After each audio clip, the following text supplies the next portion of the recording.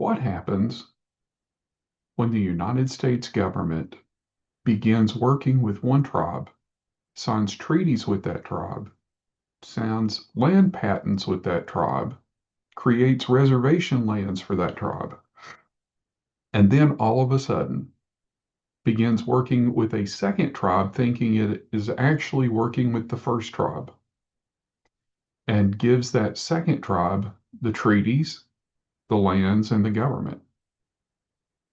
All of a sudden, there's a problem. And that's what happened with the Chickamauga Nation and the U.S. government.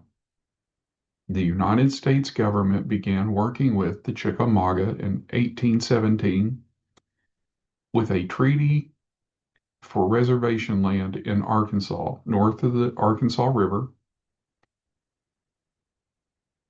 But in the McGirt ruling, it says lands that are promised to the tribe are also to be included under jurisdiction. So all of a sudden, we have this land created in Arkansas. North of the river is a treaty creating reservation land. Thomas Jefferson in 1809 promises the lands in Arkansas not occupied by other tribes, where we can go and recon, find lands where there are no other tribes, and claim those lands. Well, we did that. We didn't just go north of the Arkansas River, we went south. Some of our chiefs went as far south as the Texarkana area. Some of our chiefs went south of Mount Magazine. Some of our chiefs went down toward Mena. Some of our chiefs stayed just barely south of the Arkansas River. Many of our chiefs at that time lived on the St. Francis River. Well, there was no other tribes there. We took the land. We went up the White River. We went up the Black River. We were on the Illinois River. We were on the Buffalo River. We were on Lee Creek.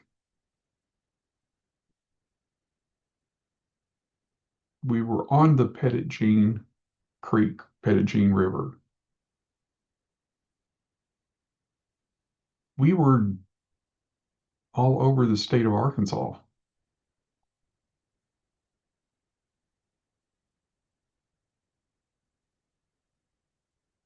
We signed treaties. The United States government accepted those treaties and worked with us.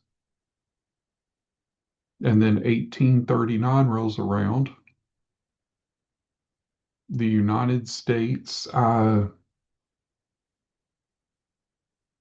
hears about the assassinations of the Lowertown chiefs, of the Chickamauga chiefs, of the Arkansas Cherokee, of the Western Cherokee. They're all the same, just different names. That's how the United States worked with us. They called us various names. In 1839, after the assassination of many of our chiefs, the bullying and the intimidation against our people, the bullying and intimidation against General Arbuckle, he turns around and gives our land, promised to us by treaty. He turns around and gives our government that we have had since way before 1684, when we signed the first treaty here in what is now the United States. He gave away lands that were given to us by land patent. And the United States Congress and the United States Senate did nothing about it. So they gave away our lands, our government, our treaties to a tribe which was not us. And all the time they thought they were working with us, and they were not. And they knew it, they just pretended. Well, it's time for that to end. We are reclaiming is not the correct word because it's always been our jurisdiction over these lands and properties,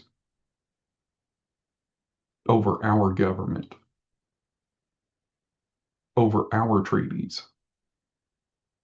So we're not reclaiming,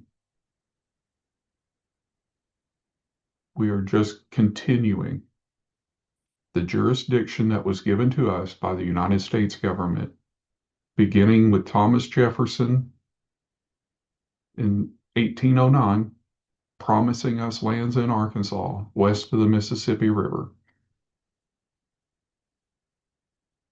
So we are here and we are going to be adjudicating our own jurisdiction, which has already been guaranteed to us by treaty, which has been guaranteed to us by Supreme Court rulings.